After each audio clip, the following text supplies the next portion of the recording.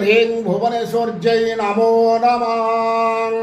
आपण दरिद्र अछंती कि धन रहू नाही, लक्ष्मी घरे बढ़ू नाहंती, संतान प्राप्ति हो नाही, किंबा आपण निजुक्ति चाकरी पाऊ नाहंती, जमीबाड़ी नाही, घरे दरिद्रता लगी रही, ताहले कौन मास शुक्ल पक्ष एकादशी तिथि संध्या समय रे गोटे सरल प्रयोग करंतु, पांचटी घी दीप लगांतु एवं लवंग गोटे गोटे पकांतु। पकई सारा पर आपण तुलसी गछ मूल गोटे गोटे दीप बसातु, संकल्प करी बसईदेवे। बसई सारा पर यही प्रयोग 5 दिन पर्यंत करंतु लगातार कर सारा पर देखिए आपण घरे संतान बढ़िबो, लक्ष्मी बढ़िबो, दरिद्रता रहिबो नाही, उत्तम निजुक्ति कर्मफल मिलिबो।